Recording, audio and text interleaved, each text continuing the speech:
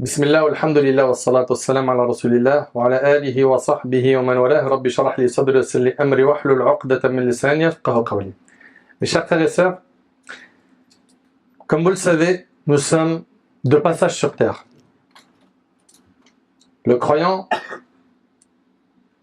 il sait qu'il est sur terre pour préparer l'autre vie. Et il n'oublie jamais cet objectif. Et le diable déploie énormément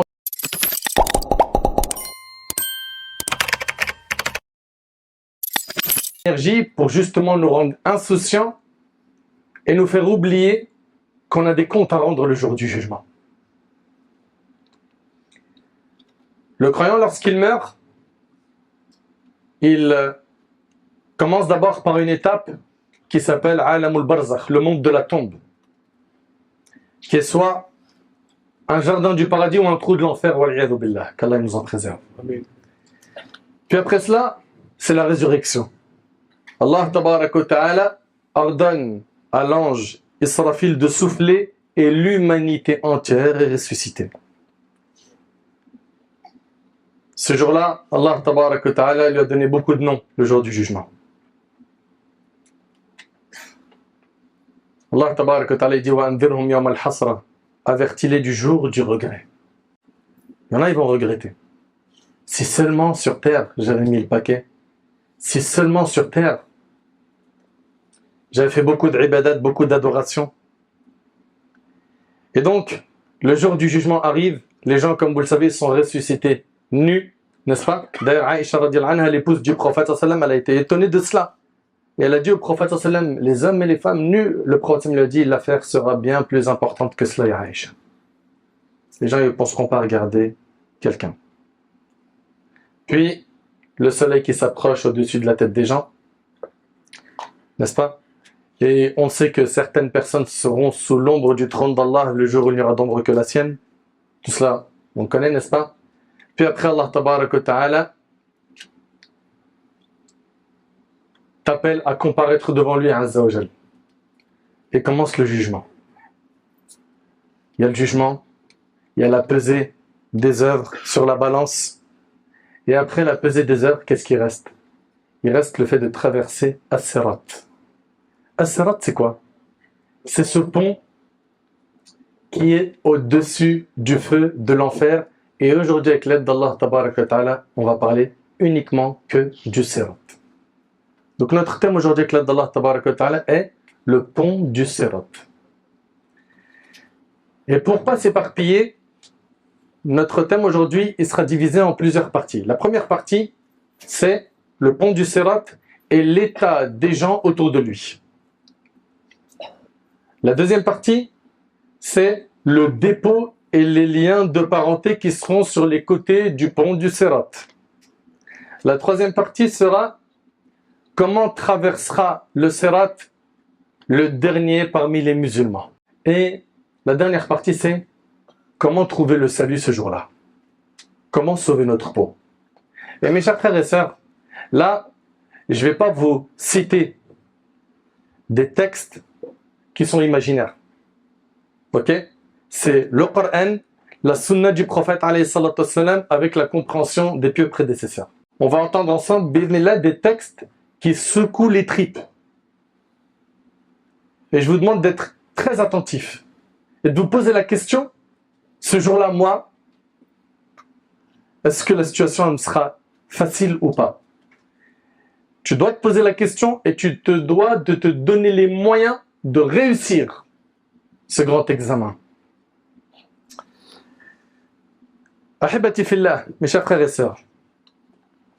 As-Sirat, c'est quoi déjà sa définition, son sens linguistique? As-Sirat, le pont, dans la langue arabe, désigne le chemin évident. Ok? As-Sirat, linguistiquement, c'est quoi? C'est le chemin évident. Et dans la religion, istilahan shar'an, c'est quoi exactement le sens du mot Sirat? As-Sirat désigne le pont qui sera étendu au-dessus de la partie principale de l'enfer où passeront les premiers et les derniers. C'est un pont entre le paradis et l'enfer. C'est bien clair? Très bien. Ce pont-là, on retrouve dans la sunna authentique que le prophète alayhi salatu wassalam a dit que ce pont du Sirat, il est plus fin qu'un brin de cheveux et plus tranchant qu'un sabre. Et on va voir également dans les hadiths que ce pont est glissant. Allahu Akbar. Allahu Akbar. Il est au-dessus de l'enfer.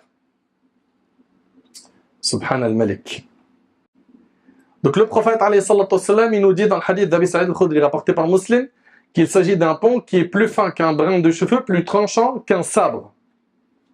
Allah tabaraka wa ta'ala l'étendra au-dessus de l'enfer afin que les croyants passent pour aller au paradis. Et comme vous le savez, les infidèles, eux, seront fait le nar. C'est donc un pont, on vous a dit, qui est entre le paradis et l'enfer. Et on doit s'arrêter tout de suite sur un verset que certains ont mal compris. Allah tabaraka wa ta'ala, il nous dit dans sourate Maryam, وَإِن مِّنكُمْ إِلَّا وَارِدُهَا كَانَ عَلَى رَبِّكَ حَتْمًا مَقْضِيًّا. Dans sourate Maryam, Allah tabaraka wa ta'ala, il dit, il n'y a personne parmi vous qui ne passera pas par l'enfer, car il s'agit là pour ton Seigneur d'une sentence irrévocable. La question qu'on doit tous se poser, c'est est-ce que cela signifie que tous les musulmans vont quand même rentrer en enfer avant d'aller au paradis? Allah Ta'ala, il nous dit, il n'y a personne parmi vous qui ne passera pas par l'enfer. Que veut dire ce verset? L'imam Ibn Abi al-Izz al-Hanafi, rahimahullah, dans son commentaire Al-Aqida al-Tahawiyya, il a dit que les exégètes du Coran ont divergé concernant le sens de ce verset. Certains parmi les savants, et c'est un avis fort, ont dit que ici, passer par l'enfer, ça ne veut pas dire y entrer, mais ça veut dire passer au-dessus de l'enfer. Et c'est ce qu'il faudra retenir pour les croyants. Ah ouais? C'est pas obligatoire que tous les musulmans ils passent en enfer. Mais ça, tu l'as lu où? Ben, moi, je pensais que tous les musulmans, ils allaient aller à un moment, puis après, tu l'as lu où? Comme vous le savez déjà, les comptes, ils sont pesés sur la balance. Après, tu te retrouves soit au paradis, soit en enfer. Au paradis, sans passer par l'enfer, c'est-à-dire sans y entrer. Ok? Et même la personne qui a plus de péché que de bonne action, écoutez attentivement, s'il vous plaît. Même la personne musulmane qui a plus de péché que de bonne action, le jour du jugement, on ne dit pas, nous, en tant que musulmans, il sera en enfer. Il est sous la volonté d'Allah. À partir du moment où il n'a pas annulé son islam, il est sous la volonté d'Allah. Allah, il peut le pardonner par sa miséricorde et il peut le châtier. Ok? Et il y a une opinion de savants qui dit que al-wurud huwa ad-dukhul, le fait de passer par l'enfer, c'est-à-dire y entrer. Ok? Et l'avis le plus fort à retenir, le premier passage, c'est celui des infidèles qui finiront fait le nar. Et il y a le passage de qui? Des croyants. Des croyants, des pieux. Ok? Eux, ils passeront au-dessus de l'enfer sans y entrer. Bi'idhnillahi tabaraka wa ta'ala. Et Allah tabaraka wa ta'ala, il nous dit ثُمَّ نُنَجِّي الَّذِينَ اتَّقَوْا وَنَذَرُ الظَّالِمِينَ فِيهَا جِثِيًّا. Ensuite, nous délivrer ceux qui étaient pieux. Ceux qui étaient pieux vont être délivrés. Et nous y laisserons les injustes agenouillés. Voyons, ahibati fillah, la situation des hypocrites le jour du jugement. Dans le hadith d'Abi Huraira, des gens ont dit au prophète, ô envoyé d'Allah, verrons-nous notre Seigneur le jour de la résurrection? La question est claire. Et il répondit, avez-vous quelques difficultés à voir la pleine lune quand aucun nuage ne la cache? Regardez comment le prophète leur répond. Avez-vous quelques difficultés à voir la pleine lune quand aucun nuage ne la cache? Non, envoyé d'Allah. Eh bien, vous le verrez comme vous voyez la pleine lune. Allah rassemblera le jour de la résurrection les gens et leur dira que celui qui adorait une chose la suive. Certains suivront le soleil, d'autres la lune, d'autres les fausses divinités, at-tawarit.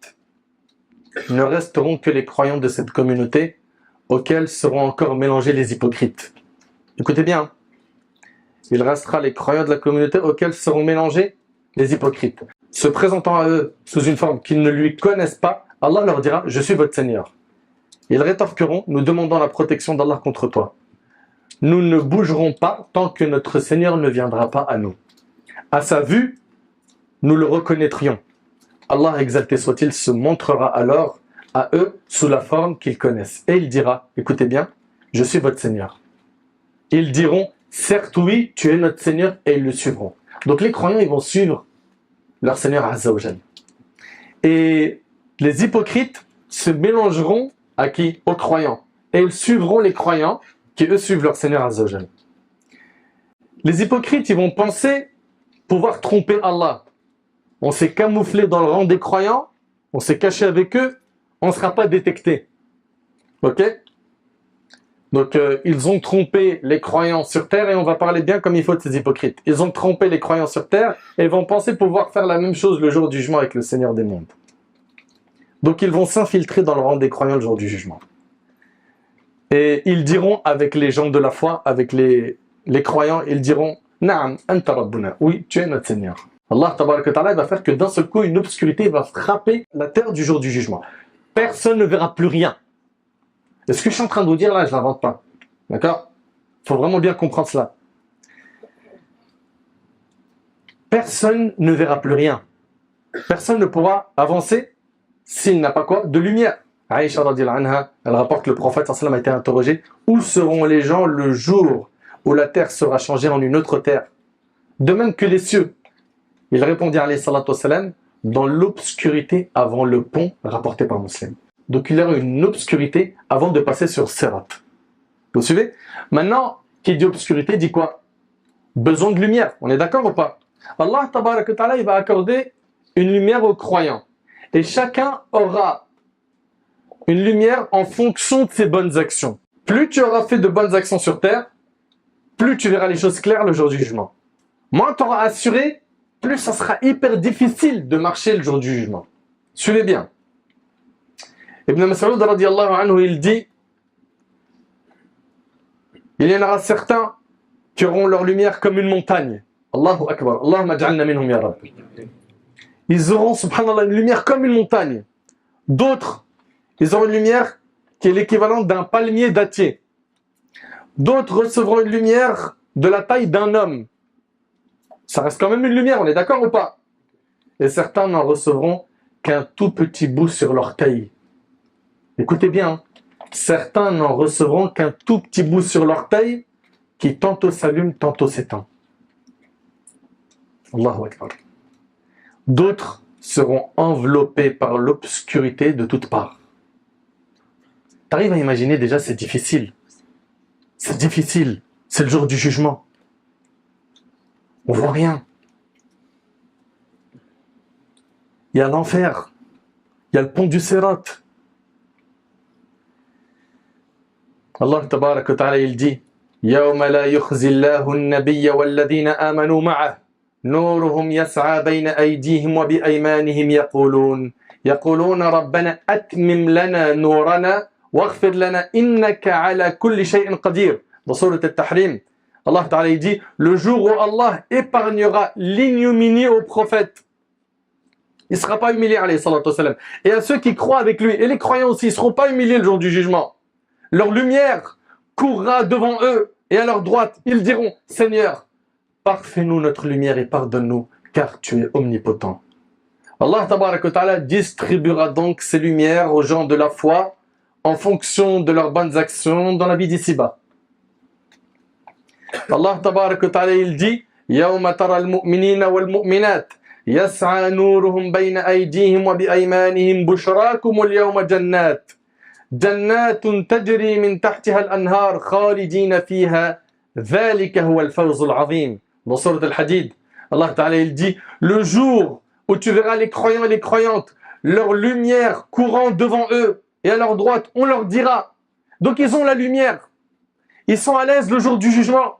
Le jour où tu verras les croyants et les croyantes, leur lumière courant devant eux, et à leur droite, on leur dira: voici une bonne nouvelle pour vous aujourd'hui.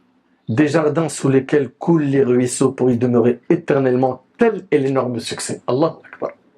Le jour du jugement, il leur a dit ça. T'as pas envie d'entendre ça, mon frère? Ma sœur, t'as pas envie d'entendre ça? Mais ça, il y a un prix à payer. Il y a un prix à payer. Le prophète alayhi salatu wa salam a dit: la marchandise d'Allah vaut cher, et la marchandise d'Allah c'est le paradis.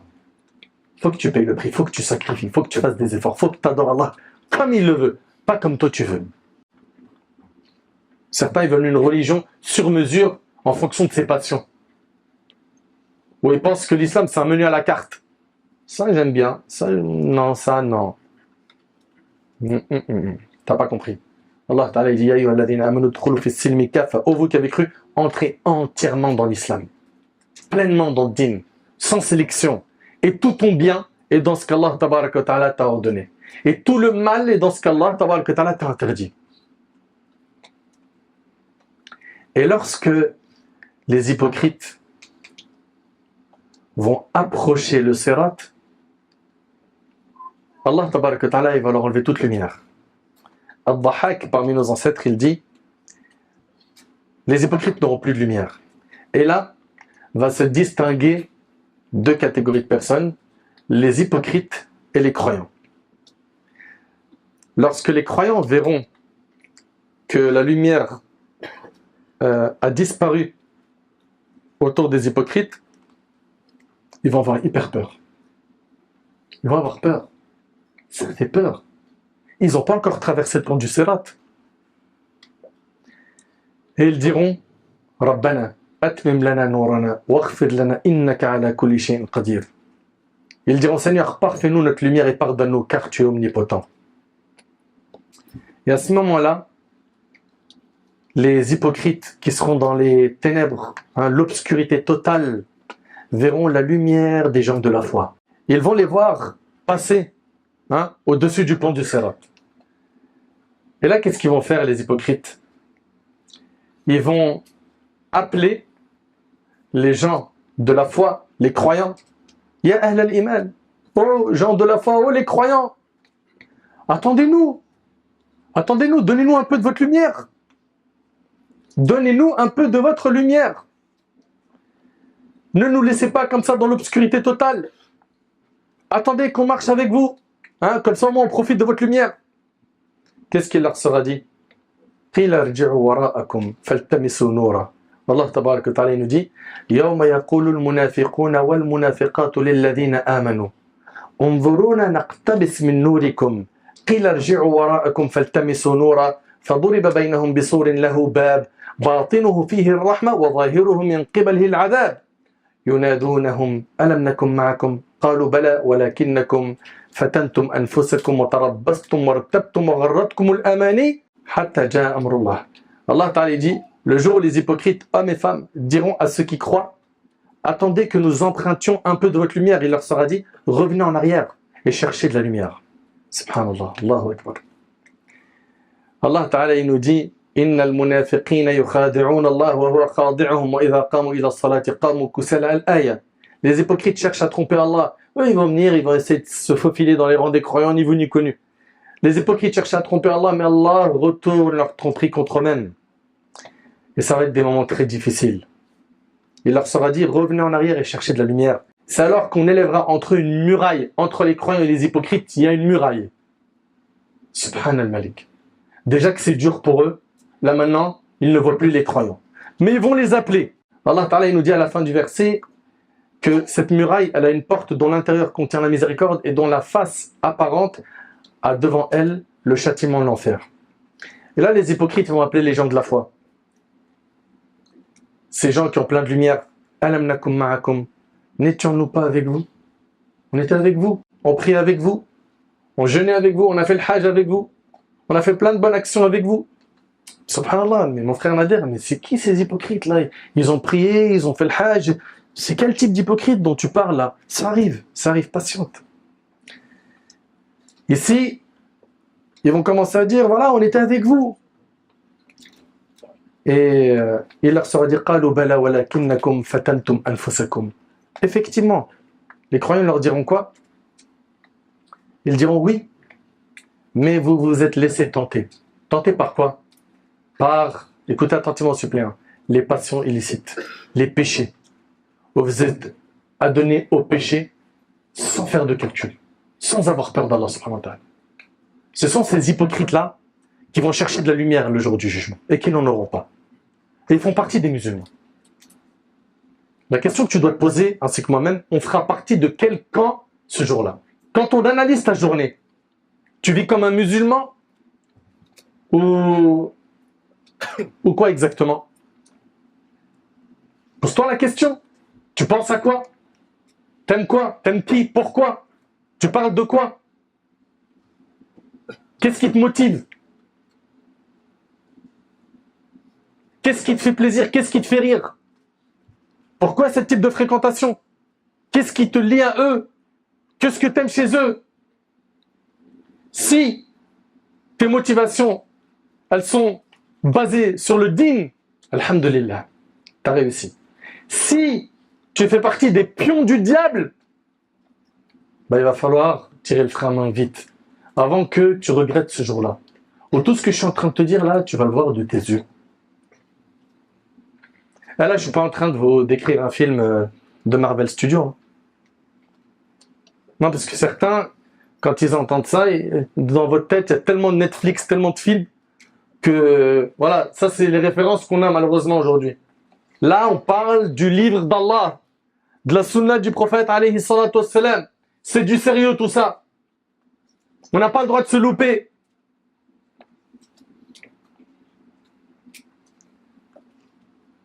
N'étions-nous pas avec vous? Leur crieront-ils? Oui, répondront les croyants. Mais vous vous êtes laissés tenter et vous avez comploté. Comploté contre qui? Contre les croyants. Vous avez fait du mal aux croyants. Vous avez attaqué les croyants de l'intérieur. Allahu Akbar. Et vous avez douté. Vous avez douté du jour du jugement. Douté du sirat. Douté de l'enfer. Vous en avez eu plein de rappels sur tous ces sujets. Mais il y avait le doute. Vous n'étiez pas certain.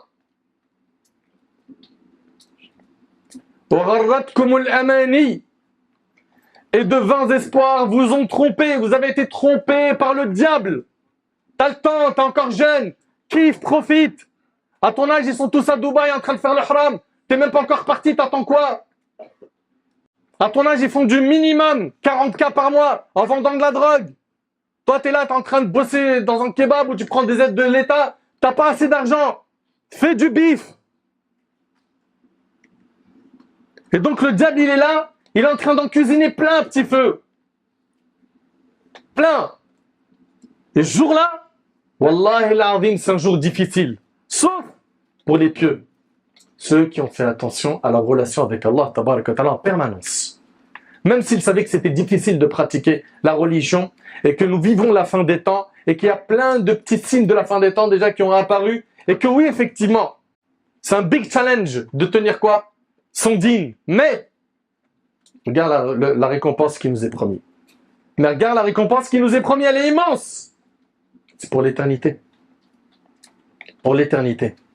Subhanallah, il y a quelques jours, j'ai rencontré un de nos frères. Sans rentrer dans le détail de l'histoire, il venait de sortir d'une peine de prison de 12 ans. Cumul de peine. Ce frère, il a pris une peine de 12 ans. Cumul de peine, vol, drogue, etc. Des drogues dures. Et puis je parle avec lui, t'as quel âge? 37 ans. Je dis, mais Akhi, t'as tué ta vie. Ta jeunesse, tu l'as brûlée. Littéralement, t'as brûlé ta jeunesse. Et vous savez, tous nos petits jeunes là d'aujourd'hui, là, qui, 7-8 ans, on commence à les pousser pour être des guetteurs. 12-13 ans, ils commencent à vendre pour je ne sais qui, de la drogue, etc. Et qui commencent à vivre la délinquance très tôt. La fin du film, c'est ce bonhomme avec qui j'étais. Lui, c'est la fin du film. C'est quoi? Une peine de prison, un casier judiciaire gros comme ta tête. Mais la vie, elle est dure dans le haram. Elle est dure. Il y a trop de coups bas, trop de vices. Il n'y a pas de réunion, il n'y a pas de vraie fraternité. C'est que pour l'intérêt. Je t'aime pas pour Allah. Je t'aime pour ce que t'es, pour ce que t'as. Pour tes contacts. Ça s'appelle pas des vraies relations, ça. Mais qu'est-ce que vous faites avec ces fréquentations? Réveillez-vous. Allah Ta'ala, il dit Al-akhillau yawma idhin ba'duhum li ba'din adu illa al-muttaqin. Les amis ce jour-là, le jour du jugement, seront tous les ennemis des uns des autres, excepté les pieux. Vous serez tous ennemis. Là, Zama, on était unis dans le haram. C'était un bête de bloc, un gros réseau. On arrivait à gérer le haram bien. Chacun, il avait sa pièce. Vous serez tous ennemis le jour du jugement. Excepté les pieux, ceux qui étaient dans la religion. Et Allah Ta'ala, il dit le jour où l'injuste se mordra les mains. Ça, c'est dans le Coran. Hein. T'as pas le choix d'y croire, t'es musulman. Le jour où l'injuste se mordra les mains, yaqulu ya laytani ittakhadhtu ma'a ar-rasuli sabila. Si seulement j'avais suivi le chemin du messager d'Allah. Ils sont venus me parler, les frères. Ils m'ont dit arrête, tu fais n'importe quoi sur TikTok, tu fais n'importe quoi sur Insta, tu fais n'importe quoi dans le monde du haram, tu es à fond dans l'argent sale, dans les relations illicites avec le sexe opposé. Et toi, t'en avais rien à faire. Bah écoute bien. Il dira si seulement j'avais suivi le chemin du messager d'Allah. Ça c'est dans le Coran. Ya waylatah, malheur à moi. Laytani lam attakhidh fulanan khalila. Si seulement je n'avais pas pris un tel comme ami. Laqad adallani 'ani adh-dhikri ba'da idh ja'ani wa kana ash-shaytanu lil-insani khadhula. Il m'a certes égaré du chemin d'Allah, du chemin de la vérité, du chemin du Coran. Il faut faire gaffe. Ce jour-là, c'est pas de la blague. Je reviens donc au verset, et de vains espoirs vous ont trompé, le diable, jusqu'à ce que vint l'ordre d'Allah. Et le séducteur, donc Shaitan, vous a trompé au sujet d'Allah. Écoutez bien. فَالْيَوْمَ لَا يُؤْخَذُ مِنْكُمْ فِدْيَةٌ وَلَا مِنَّ الَّذِينَ كَفَرُوا مَأْوَاكُمُ النَّارُ هِيَ مَوْلَاكُمْ وَبِئْسَ الْمَصِيرُ. Aujourd'hui donc, on n'acceptera de rançon ni de vous, ni de ceux qui ont été infidèles. Ça y est, tu peux pas te racheter le jugement, c'est mort. Sur terre, les gens, quand ils prennent de lourdes peines, avec un avocat, ils arrivent à réduire la peine. C'est vrai ou pas? Un bon avocat, ouais, il a fait un truc de fou, mais il peut diminuer un peu. Là, c'est mort. Tu peux plus. C'est terminé. C'est-à-dire quoi? Il y a le pont du Sirat, et après, c'est le paradis. T'imagines un peu un pont, tu le traverses, et c'est l'éternité dans le bonheur. Et tu te prives de ça, pourquoi? Donne-moi un plaisir qui mérite que tu te prives de ça.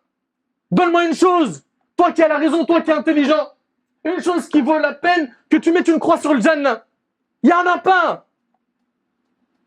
Il y a juste le fait, malheureusement, que tu fais des mauvais calculs. Parce qu'autour de toi, il y a de mauvaises personnes. C'est souvent le cas. Tu as été mal programmé.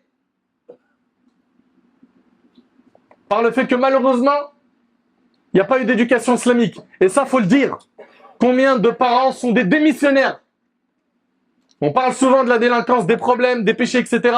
Les parents s'en moquent. T'as mangé, t'as brossé tes dents, on va dormir.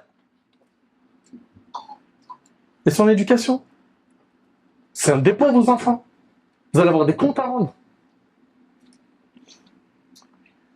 Votre asile, nous dit Allah, est le feu.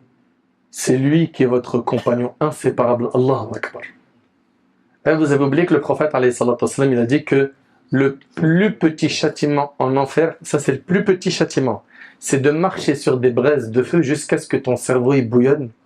Je ne sais pas si on réalise un peu. Qui parmi nous est capable de faire ça? Qui? Personne. Marcher sur des braises de feu, pieds nus, pas avec des chaussures de sécurité. Pieds nus. Jusqu'à ce que ton cerveau il bouillonne. Votre asile est le feu. C'est lui qui est votre compagnon inséparable. Et quelle mauvaise destination. Ya Rab, préserve-nous du châtiment de l'enfer. Ya Allah, fais de nous des pieux. Ya Allah, accorde-nous un repentir sincère avant de mourir. Ya Rab, pardonne-nous toutes nos fautes. Ya Allah, améliore notre situation. Ya Allah, tu connais notre état. Tu connais nos faiblesses. Donne-nous la force de pouvoir bien t'adorer jusqu'au dernier souffle de notre vie. Puis on revient au hadith que l'on a évoqué tout à l'heure.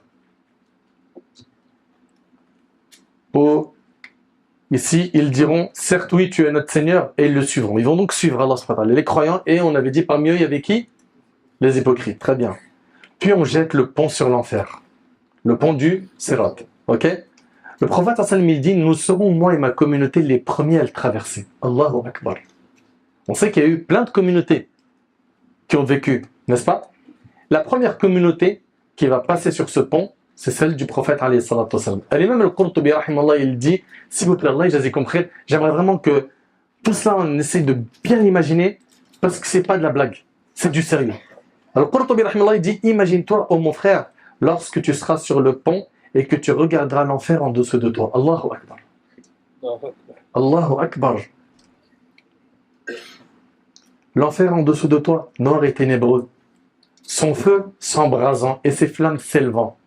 L'enfer qui va parler.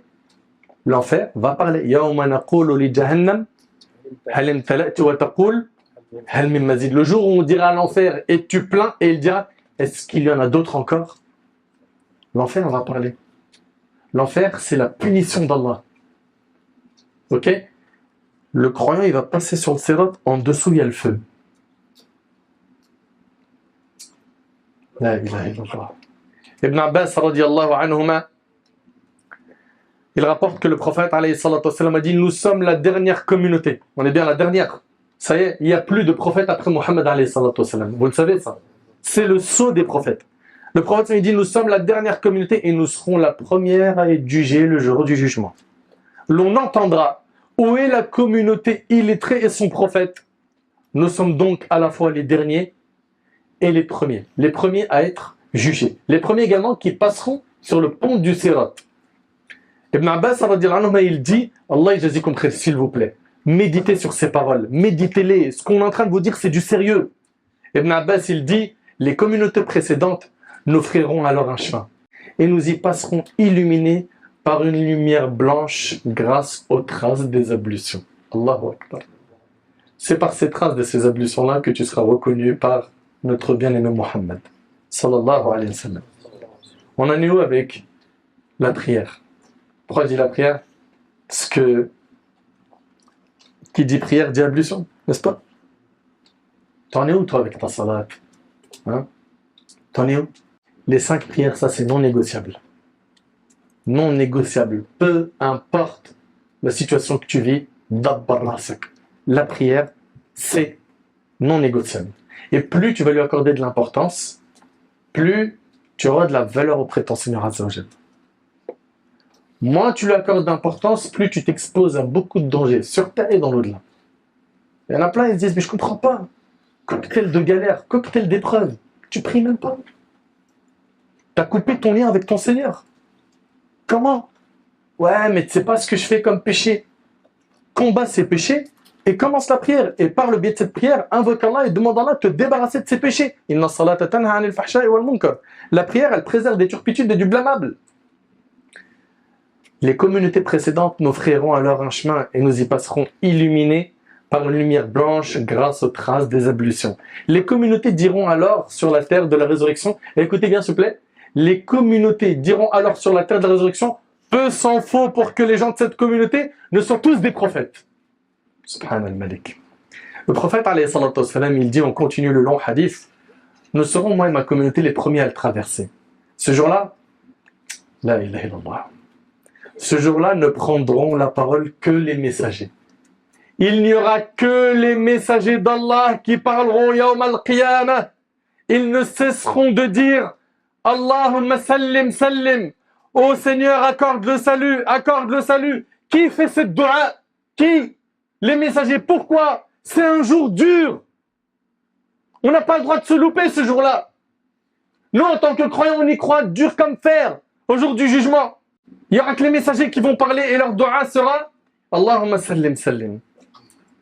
Sur le pont se trouveront des crochets semblables aux épines du chardon. Donc déjà, c'est un pont, il est fin. Oui? On est d'accord ou pas? Il s'agit d'un pont qui est plus fin qu'un brin de cheveux, plus tranchant qu'un sabre. On va voir après dans un texte qu'il est glissant.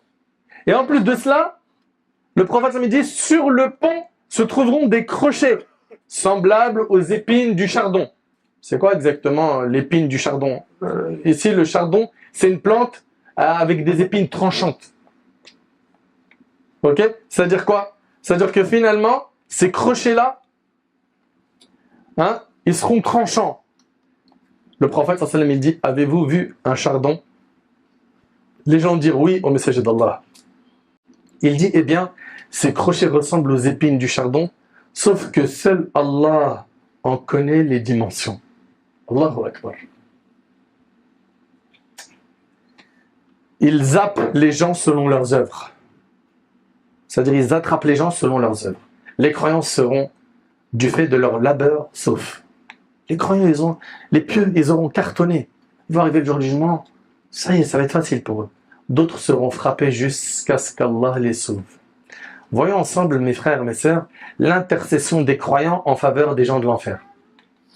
L'intercession des croyants en faveur des gens de l'enfer. Abu Sa'id al-Khudri, radiyallahu anhu, dans ce long hadith qui est rapporté par Bukhari et Muslim, il rapporte que les gens diront, notre Seigneur, nos frères, ils prient avec nous.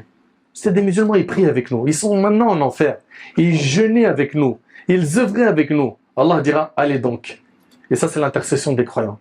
Allez donc, celui que vous trouverez et qui porte dans son cœur le poids d'une pièce de foi, faites-le sortir. Faites-le sortir de l'enfer. Donc ça s'appelle l'intercession des croyants. Allah préservera leur aspect du feu. Quand ils se rendront auprès d'eux, certains auront baigné dans le feu jusqu'aux pieds, d'autres jusqu'à la moitié de leurs jambes. Ils en sortiront ceux qu'ils reconnaîtront avant de revenir. Il leur dira, allez donc, celui que vous trouverez et qui porte dans son cœur le poids d'une demi-pièce de foi, faites-le sortir. Au début, c'était une pièce de foi. Ok, là maintenant, c'est une demi-pièce de foi. Ils en sortiront donc ceux qu'ils reconnaîtront avant de revenir. Il dira, Azza wa Jal, allez donc, celui que vous trouverez et qui porte dans son cœur le poids d'une minuscule fourmi de foi, un atome de foi, faites-le sortir.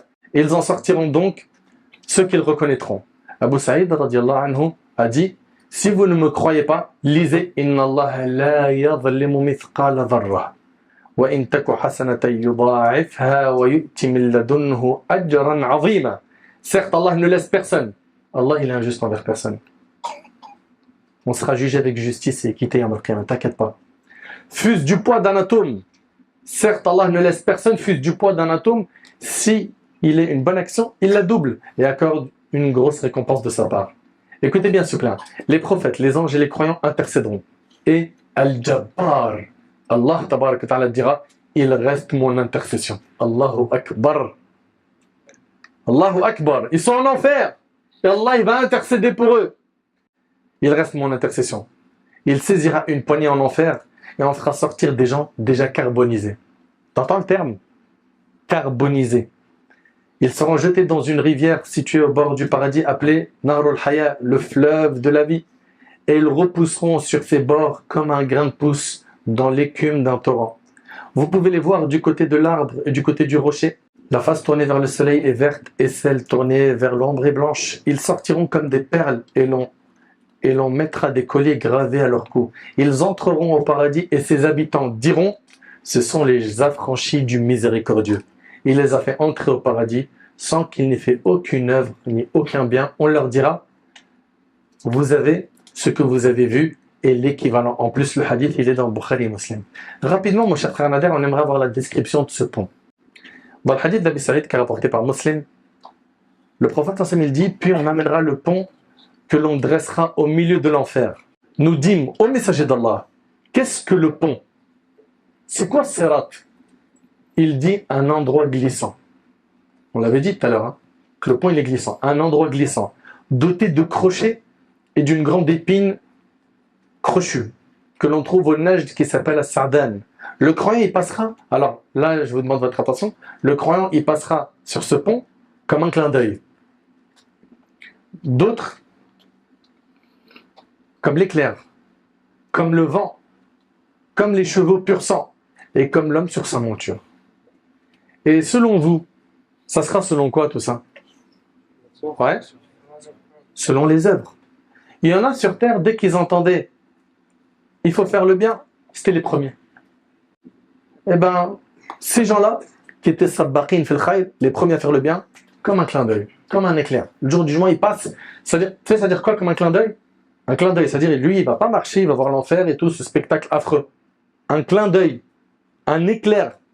D'autres, comme le vent, comme les chevaux pur sang, et comme l'homme sur sa monture.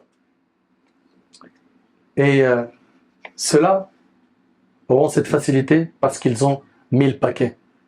Ils ont mis le paquet sur terre, ils ont été très intelligents et clairvoyants. Ensuite, nous délivrerons ceux qui étaient pieux et nous y laisserons les injustes agenouillés. Et certains vont être touchés par l'enfer. L'un s'en sortira sain et sauf, l'autre s'en sortira blessé, et l'autre encore sera renversé dans le feu de l'enfer. Le dernier d'entre eux sera littéralement traîné. Allahu Akbar. Si seulement on méditait. Si seulement on méditait sur tout cela. Donc il y en a qui vont passer hyper rapidement. Hein? Clin d'œil. Certains ils vont passer donc comme un clin d'œil. Éclair, le vent, hein, le chevau de pur sang. Et là il s'agit d'un pont qui est dressé au-dessus du feu de l'enfer. Puis qu'est-ce qui va se passer après? Ce qui va se passer, c'est que sur le côté du sirat, il y aura le dépôt, al-amana, et les liens de parenté. Le prophète, alayhi salatu wassalam, il a dit, le dépôt et les liens de parenté se tiendront de part et d'autre du pont, le pont sirat, dans le hadith rapporté par Muslim selon Hudayfa.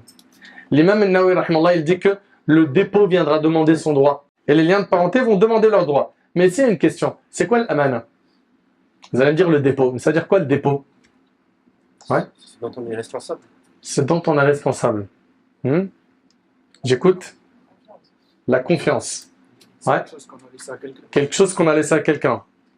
On nous a confié. Qu'on nous a confié. Les enfants. La religion. Toute la religion. Barakallahu fik. Écoutez bien s'il vous plaît. Ibn Abbas radiyallahu anhu, il dit Al-amana hiya al-fara'id allati iftaradaha Allah ala ibadihi. Ibn Abbas il dit radiyallahu anhu, Al-amana, le dépôt, ce sont les obligations qu'Allah a rendues obligatoires à ses serviteurs.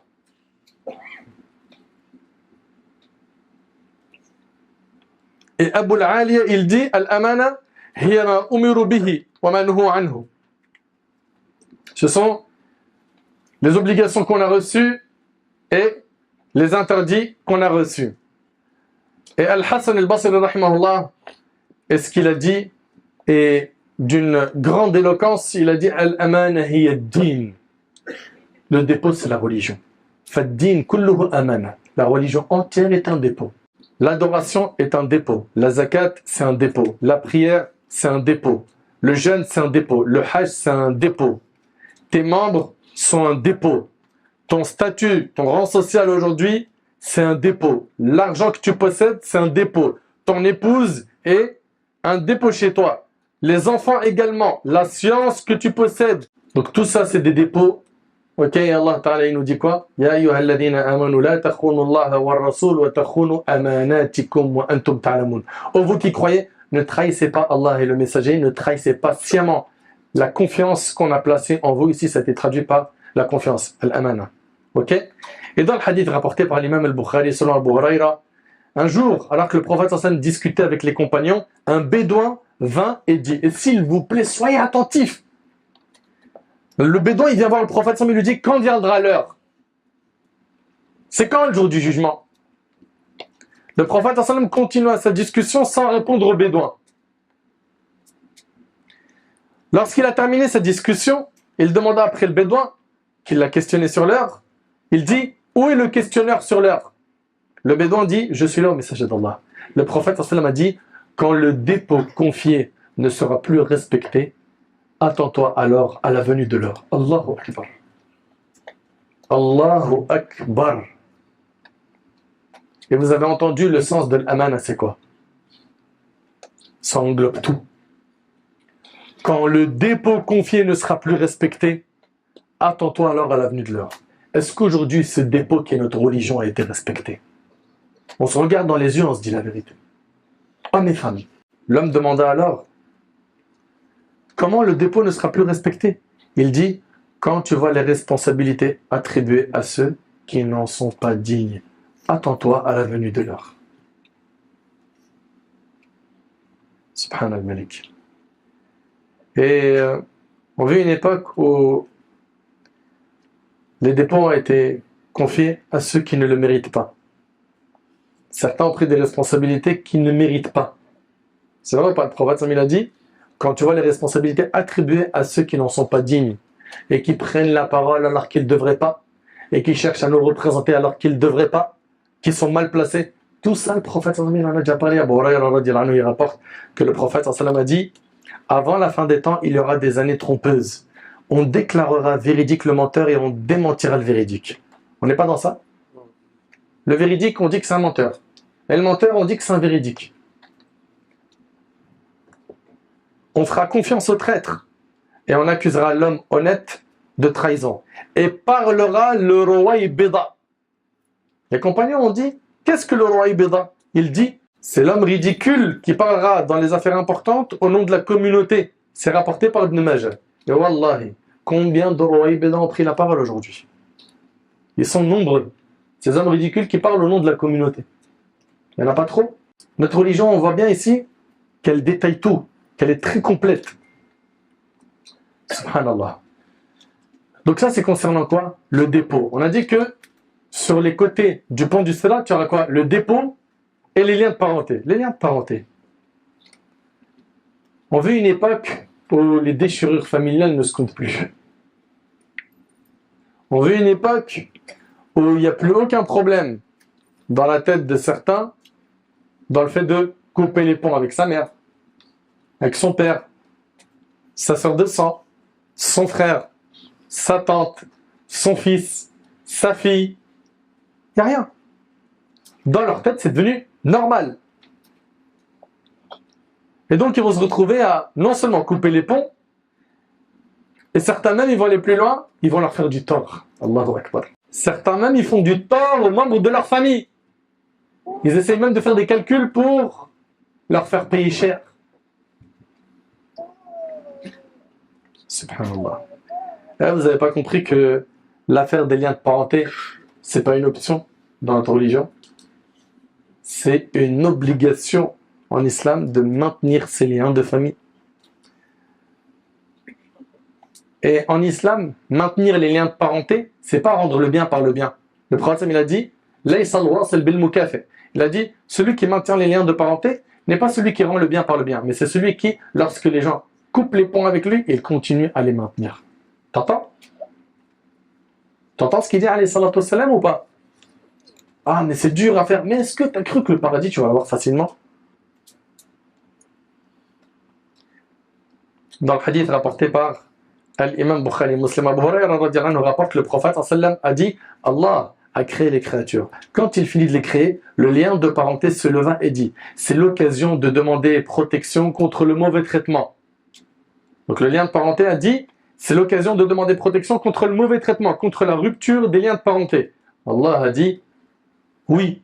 Et Allah s'est adressé au lien de parenté. Il lui a dit, acceptes-tu que je reste lié à celui qui te respecte et que je romps avec celui qui te rompt? T'entends un peu? Ça veut dire quoi ça? C'est-à-dire que si tu romps les liens de parenté, tu coupes ta relation avec Allah. C'est chaud. Allah tabaraka wa ta'ala a dit, acceptes-tu que je reste lié à celui qui te respecte et que je romps avec celui qui te rompt? Il dit oui. Il dit c'est un droit qui t'est désormais acquis. Puis le messager d'Allah sallallahu alayhi wa sallam dit, lisez si vous voulez ces versets. فَهَلْ عَسَيْتُمْ إِن تَوَلَّيْتُمْ أَن تُفْسِدُوا فِي الْأَرْضِ وَتُقَطِّعُوا أَرْحَامَكُمْ أُولَئِكَ الَّذِينَ لَعَنَهُمُ اللَّهُ فَأَصَمَّهُمْ وَأَعْمَى أَبْصَارَهُمْ. N'avez-vous pas peur qu'en vous détournant de la religion, vous ne répandiez le désordre sur la terre et que vos liens familiaux ne se détériorent? Ce sont ceux-là qu'Allah a maudits. Ça veut dire quoi, maudit? C'est-à-dire ils sont chassés de la miséricorde d'Allah. Et tu n'entres au paradis que par la miséricorde d'Allah. Il les a rendus sourds. Il a fait qu'ils n'écoutent plus la vérité. Et s'ils l'écoutent, ils n'en tirent pas profit. Et a rendu leurs yeux aveugles. C'est-à-dire ils ne voient plus le haqq. Et s'ils le voient, ils n'en tirent pas profit. Et le hadith, il est rapporté par Bukhari Muslim. Donc celui qui a rompu ses liens de famille, qu'il sache qu'il est maudit par Allah. C'est pas de la blague. Ouais, mais mon frère, c'est dur. J'ai pas dit que c'est facile dans tous les cas. Mais il va falloir que tu fasses des efforts. Donc toi qui as coupé les liens avec tes parents, déjà tu es dans un danger qui est grand. Ok? Et là ici je parle de manière générale, je ne suis pas en train de prendre des cas particuliers, parce qu'il y en a souvent qui me disent, ouais mais moi parce que ceci, cela, et c'est vrai qu'il arrive des fois qu'il y a des cas qui soient extrêmement durs. Ok? La règle générale, retiens-la, c'est que tu n'as pas le droit de rompre les liens de famille. Et que si ça a été fait, tu dois aller te racheter auprès d'eux. Tu dois faire le nécessaire pour demander pardon aux membres de ta famille et faire un repentir sincère. On est tous là à chercher la baraka, oui ou non? Dans notre subsistance, n'est-ce pas? Dans notre vie. Eh bien regarde, selon Anas radhiyallahu anhu, le prophète a dit, celui qui aimerait bien qu'on élargisse sa subsistance et qu'on retarde l'échéance de sa mort, qu'il se montre bon avec ses proches, rapporté par Bukhari Muslim. Mes frères et sœurs, à quoi va ressembler le dernier homme de notre communauté qui va passer sur le pont du Sirat? Eh bien, on va le voir tout de suite, Inch'Allah. On va voir ça tout de suite, Inch'Allah, dans le hadith rapporté par Muslim, selon Abdullah ibn Mas'ud, le prophète, sallallahu alayhi wa sallam, dit, la dernière personne qui accédera au paradis sera un homme qui, une fois sur le sirat, tantôt marche, tantôt trébuche, et tantôt le feu le brûle. Vous avez entendu? La dernière personne qui accédera au paradis sera un homme qui, une fois sur le sirat, tantôt marche, tantôt trébuche, et tantôt le feu le brûle. Lorsqu'il dépasse le sirat, il tourne la tête et dit au feu, regardez ce qu'il va dire au feu, gloire à Allah qui m'a sauvé de toi. Allah m'a donné ce qu'il n'a donné à personne parmi les premiers et les derniers. Le fait juste d'être sauvé de l'enfer pour lui, c'est tellement grand qu'il pense que personne n'a eu ce que lui a eu. Ok?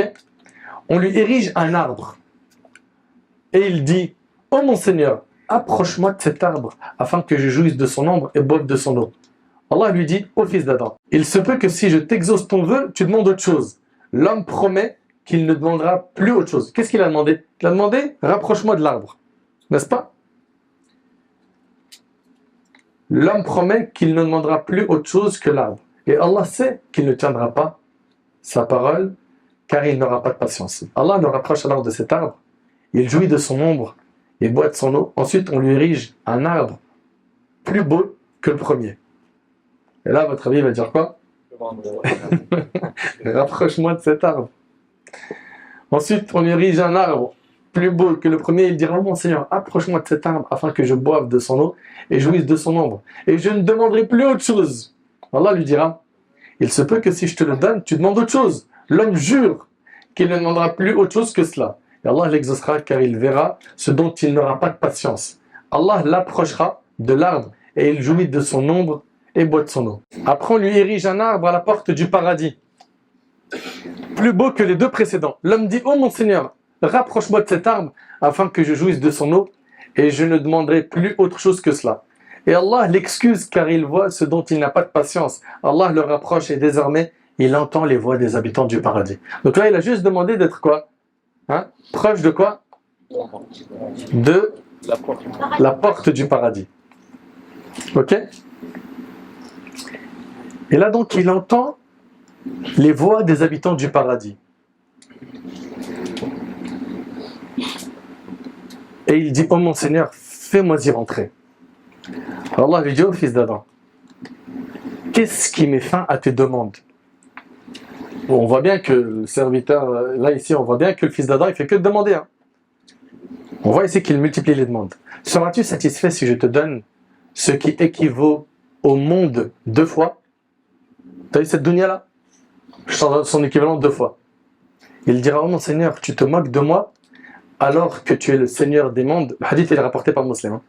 En citant ce passage du hadith, Ibn Mas'ud rit et dit, voulez-vous savoir de quoi est-ce que je ris? Ils dirent, de quoi ris-tu? Il répondit, c'est ainsi que le messager d'Allah a ri, alayhi salatu wassalam. Et on lui demanda, de quoi ris-tu? Au messager d'Allah, il répondit, du rire du Seigneur des mondes lorsque l'homme dit, tu te moques de moi alors que tu es le Seigneur des mondes. Et Allah lui répond, je ne me moque pas de toi, plutôt je suis capable de toute chose. Le hadith il est rapporté par l'imam Muslim. Allahu Akbar. Subhanallah. On a entendu beaucoup de choses sur Sirat. La question qu'on doit se poser maintenant, et c'est avec ça qu'on conclut, comment faire pour se mettre à l'abri ce jour-là? C'est pas difficile. Regardez bien, ça va être très court et concis. Sur terre, il y a un Sirat. Sur terre, il y a un chemin. Ok? Si tu le prends, ça va te permettre de passer le pont du Sirat rapidement. C'est quoi? C'est le chemin de la droiture. C'est le chemin du din.